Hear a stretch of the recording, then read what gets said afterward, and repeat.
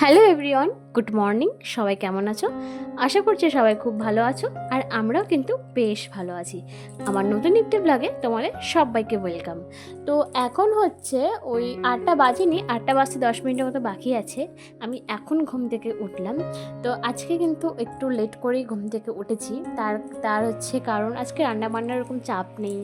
তারপরে আজকে সানডে, শাশুড়ি মায়ের অফিস ছুটি, আর তার মধ্যে শাশুড়ি মা আজকে উপোস, তার জন্য কিন্তু আজকে একটু চাপ নেই কাজে, তার জন্য একটু লেট করে ঘুম থেকে উঠলাম। তো এত কিছু কেন, উপোস হ্যান ত্যান, রান্নাবান্না কেন হবে না, এই কারণটা আমি পরে বলছি। তো বাইরের ওয়েদারটা কিন্তু মিষ্টি একটা রোদ উঠেছে, আবার মেঘলা মেঘলা ওয়েদার, তাই বুঝতে পারছি না যে বৃষ্টি হবে নাকি পরে রোদ হবে। যাই হোক, ওয়েদারটা একটু আপাতত এখন ভালো লাগছে, গরম নেই ঠান্ডাও নেই, মানে একদম ঠিকঠাক, আর একটা সুন্দর মিষ্টি একটা হাওয়া হচ্ছে। তো ব্যালকনিতে দাঁড়িয়ে দাঁড়িয়ে ব্রাশটা করে নিলাম, তারপরে কিন্তু ফ্রেশ হয়ে বাসি কাপড় চেঞ্জ করে এখন চলে আসলাম রুমে। তো এখন যেটুকু যা করার থাকে, মুখে ক্রিম মাখবো, চুলে চিরুনি করব, একটা কপালে ছোট্ট করে একটা টিপ পরবো, এই আর কি। তারপরে কিন্তু আবার চলে যাব রান্নাঘরে। আর এদিকে মশারি টাঙানো আছে। গুনগুন কিন্তু 7টা সাড়ে 7টাতেই ঘুম থেকে উঠে যায়, কিন্তু আজকে 8টা পার হয়ে গেছে, ও এখনও ঘুমোচ্ছে, জানি না কেন। যাই হোক, তো মেয়ের দিকে ঘুমিয়েই আছে, আর আমি এখন চলে আসলাম কিন্তু রান্নাঘরে। যতই বলি রান্নাবান্নার চাপ নেই, কাজের চাপ নেই, কিন্তু তাই বলে কি রান্নাঘরে আসা বন্ধ থাকবে? রান্নাঘরে কিন্তু আমাদেরকে আসতেই হবে।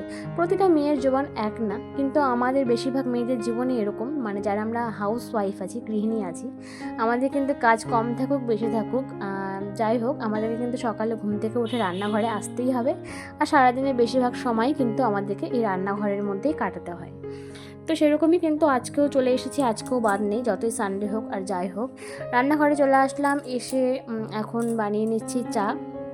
শ্বশুরমশাই শাশুড়ি মা আজই কাজ করে, তার জন্য আমি খাবো না, তো দেখো লাল চা বানিয়ে নিলাম। আমার শ্বশুরমার সাথে দুধ চা খাই না, দুধ চা খেলে একদম অ্যাসিড হয়ে যায়।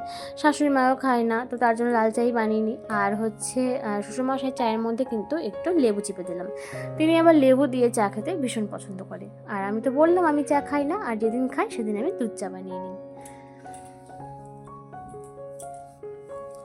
তো এইদিকে দেখো গুনগুন কিন্তু এখনও ঘুমোচ্ছে, আর এখন কিন্তু 9:30 বেজে গেছে। তো ও এখনও ওঠেনি, ওইদিকে দেখো নড়ছে, একটু একটু করে ঘুমিয়েই আছে কিন্তু নড়ছে। তো যেহেতু 9:30 বেজে গেছে না, তো ভাবলাম মশারিটা কি টাঙিয়ে রাখবো, মানে ঘরের মধ্যে ঢুকছি তো একটু বোঝা বোঝা মনে হচ্ছে, অনেকটাই যেহেতু বেলা হয়ে গেছে। তো ভাবলাম মশারিটা খুলেই দিই, ওর ওঠার সময়ও হয়ে গেছে। তো দেখো মশারিটা এখন আমি উঠিয়ে এখন চাদরটাকে আমি ভাঁজ করে নিচ্ছি। তো বিছানাটাকে এখন ঝাড়ছি না, যেহেতু ও ঘুমিয়েই আছে, তো ঘুম থেকে উঠুক, ও উঠলে তখন বিছানাটাকে ঝেড়ে একবারে পরিষ্কার করে নেব।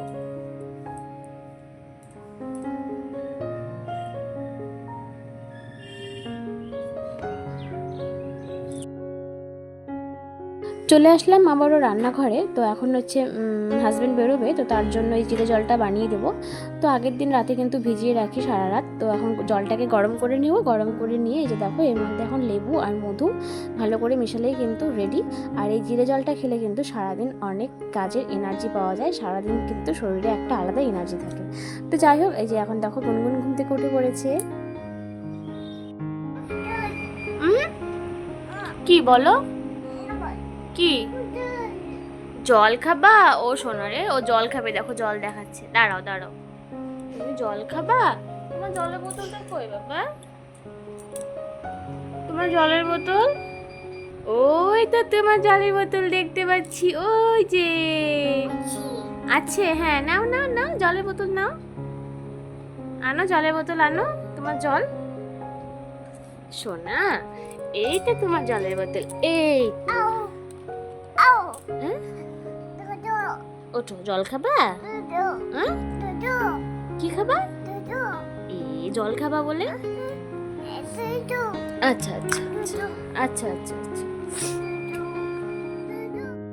তো এখন কিন্তু গুনগুন ঘুম থেকে ওঠার পর ও এখন ফ্রেশ হচ্ছে, মানে বেসিনে দাঁড়িয়ে দাঁড়িয়ে ও মুখ ধুচ্ছে। তো তারপর ওর পাপা বেরোবে, আর ওর পাপা কিন্তু যখনই বেরোয় প্রতিদিন ওকে নিয়ে নিচে নামতেই হয় আমাকে, একটু ওর পাপার বাইকে চড়বে, চড়ে একটু ঘুরবে, তারপর ওর পাপা বেরিয়ে যায়। তো আজকেও কিন্তু সেম হয়েছে, তো ওর পাপা একটু ঘুরিয়ে আনলো, তারপরে এত চিৎকার করছিল তাও নামবে না, তারপর পিছনে একটু বসিয়ে আমি ধরেছিলাম। তোর পাপা লেট হয়ে যাচ্ছিলো, কিছুতেই নামবে না, কান্নাকাটি করছিল, তো চলে গেল। আর ওর মেয়ের তো কান্না কিছুতেই থামছে না, তারপরে আমি একটু ঘুরালাম, তারপরে ও চুপ করলো। তো যাই হোক, মানে প্রচণ্ড কান্না করে যখনই ওর পাপা বেরোয়, এরকমই করে। আর এইদিকে দেখো কাজের বউ কিন্তু এক বালতি কাপড় ধুয়ে রেখে দিয়েছে, আর আমি এখন গুনগুনে যে ছোটো ছোটো প্যান আছে, মানে কালকে বিকেল থেকে যেগুলো প্যানে হিসু করে রাত্রি পর্যন্ত, সেগুলো তো তখন আর ধোয়া সম্ভব না, তো একটা বালতিতে জমা করে তো সেগুলো পরের দিন সকালে কিন্তু ধুয়ে দেওয়া হয়। তো এই যে দেখো আমি সেগুলো এখন ধুয়ে দিচ্ছি। ছাদে এসে দেখছি, দেখো টিপ টিপ করে ঝিরিঝিরি করে বৃষ্টি পড়ছে, মানে কাপড় মেলতে এসেছি, এসে দেখছি এরকম বৃষ্টি পড়ছে। কি করব, এখন তো কাপড় মেলা যাবেই না। আর গুনগুনকে নিয়ে এসেছি, আর এদিকে দেখো ঝিরিঝিরি করে বৃষ্টি পড়ছে। ও কি খুশি, যেহেতু মাথায় বৃষ্টি পড়ছে, টিপ টিপ করে দেখো লাফাচ্ছে খুশিতেই। দেখো কেমন দুষ্টু, ঝিরিঝিরি বৃষ্টি পড়ছে আর দাঁড়িয়ে দাঁড়িয়ে দেখো কি করছে। হ্যাঁ, জল, হ্যাঁ দুষ্টুমি হচ্ছে, চলে আসো মা, চলে আসো। ঝিরিঝিরি বৃষ্টি পড়ছে, আর গুনগুন দেখো কি করছে, দেখো জল আছে, জল আছে বলছে, জল আছে। তো এখন চলে আসলাম রান্নাঘরে, গুনগুনের জন্য দুপুরের খাবার বানাবো, ডালিয়া। তাহলে চলো এই রান্না করতে করতেই তোমাদের সাথে শেয়ার করি আজকে কাজের চাপ কেন নেই। আজকে সানডে, শাশুড়ি মায়ের অফিস নেই, আর তাছাড়াও আজকে হচ্ছে সানডে, আর আজকে কিন্তু মানে অম্বুবাচী যেটা বলে, তো এই অম্বুবাচীর দিন আমাদের বাড়িতে হচ্ছে রান্না হয় না। রান্না হয় না বলতে শুধু ভাতটা রান্না হবে না, তাছাড়া সমস্ত কিছুই কিন্তু রান্না করা যাবে, খাওয়া যাবে।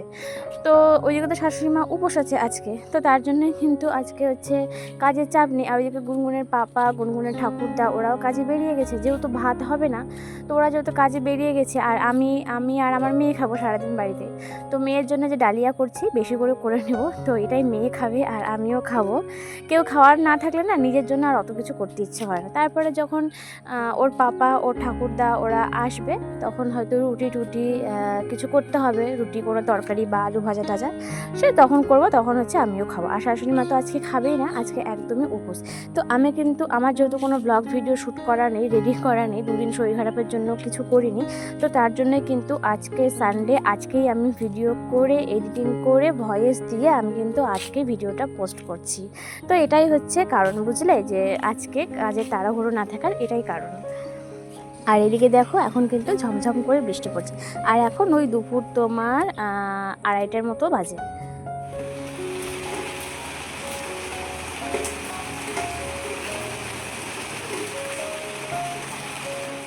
ব্লগটি এখানেই শেষ করছি। তোমাদের কেমন লাগলো সবাই অবশ্যই কমেন্ট করে জানাবে।